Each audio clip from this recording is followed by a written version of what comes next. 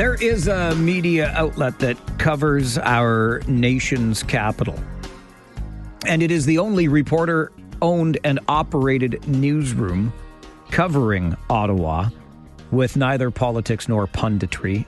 All original content, and you can get your own subscription, which is well worth it, at blacklocks.ca. We are fortunate to bring some of those stories to you weekly on the show at this time with the managing editor at Blacklocks Reporter. Tom Korski joins us. Good morning, Tom. Good morning, Mike. I want to make sure that I'm reading correctly. I've got these numbers right. We're now sitting, as of the beginning of this year, at greater than 3 million, quote unquote, temporary foreigners in Canada. Am I getting my numbers right here? Isn't that something? It is. 3,049,277, says a memo to the Minister of Immigration by her department staff. They do not like to discuss numbers. Typically, they speak in euphemisms or generalities. I've never seen this number before in a federal memo, Mike. So we look at these figures. This is not landed immigrants who fill out the paperwork in triplicate, wait 6 years. These are temporary permit holders, so that would be foreign students, temporary workers, or visitors. They know at least 129,000, let's round it off, say 130, are here illegally now because their permits have expired. But we asked, how many is 3 million temporary foreigners in Canada as of January? Well, that month, the private sector workforce was 16.5 million. It's the equivalent of almost a fifth of the private sector workforce in our country. And you look at that and you ask yourself, did they wonder, where will these people go? Where will they live? What will they do for a living? How do we manage this? It never came up. Those are spectacular numbers. And the idea, I said at the beginning, quote unquote, temporary, because the idea then would be not on a permanent basis, having those jobs, looking for places to live in this country. Sure, and the problem is the Minister of Immigration has said, I'm paraphrasing her, but accurately, Minister Diab from Halifax, she said, we run this on the honor system. When your permit expires, you head to the airport, because those are the rules. And MPs have asked her, are you kidding me? Is that your immigration management plan? Let in millions, let them shift for themselves, and with all the consequences for the job market, for entry-level jobs, let alone housing. And then when your permit expires, you can buy a roadmap and leave the country. That's the plan. She was asked.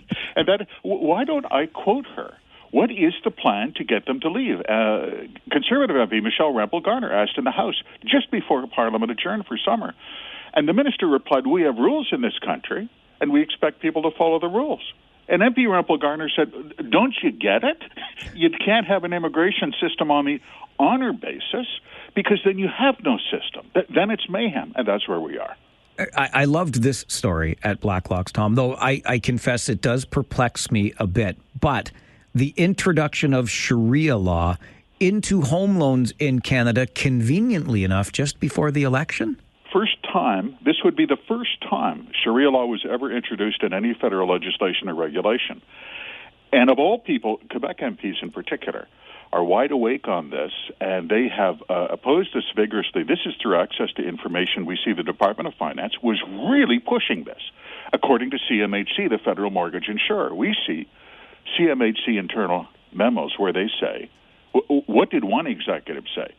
This file is moving extremely fast and is somewhat sensitive. The Finance Department is leading this work, end of quote. So the Finance Department was panting for Sharia home loan regulation.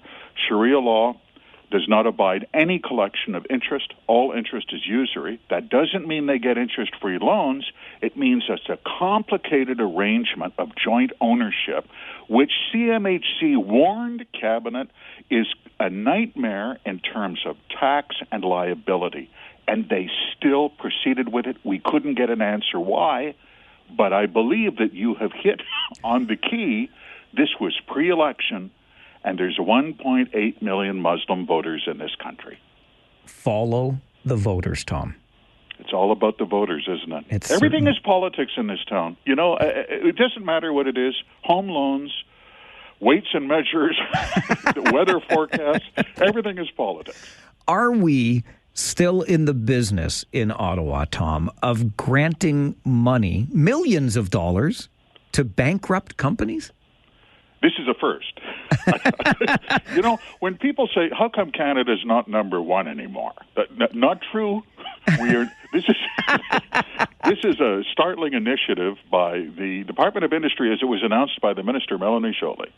They actually went to bankruptcy court and gave a $1.9 million grant to producers of a festival, the Just for Laughs festival, in the industry minister's hometown, Montreal, while the producers owed creditors almost $24 million, including $1.9 million to the Business Development Bank, which is the taxpayers of Canada. To recap, they owed us to $1.9 million minimum, let alone the millions in additional grants they've received, over 15. They owe us $1.9 million on a bank loan. The minister walked into bankruptcy court and gave them a $1.9 million grant. And you say, my goodness, what sort of secret handshake would you need to pull that off? But they did. I think you need the Montreal handshake, Tom. You need that secret bilingual handshake. Exactly. We've figured it out. We have figured it out.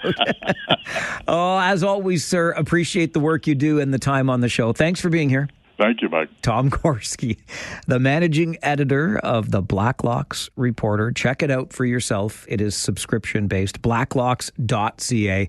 But it is the only reporter-owned and operated newsroom that covers the capital, and it's well worth what you put in to keep them doing the work that they do. Just back on that temporary foreign residents in Canada, numbering more than 3 million, and the honor system is the basis upon which we anticipate their departure from the country. Other reporting this morning has it at about $1.5 billion, the amount of money our federal government has spent on hotels, helping to support these folks who come into the country with no other place to live. They're supposed to be connected to housing and other supports through those hotel stays, but $1.5 billion and counting, one would presume, on hotel stays paid for by the federal government. All right, we're going to take a quick time out. When we come back, the stats say we, as drivers, are slowing down. Why? Well, because of those automated speed enforcement cameras, of course. We'll talk about it next on the Mike Farwell Show, 570 News Radio and Rogers TV.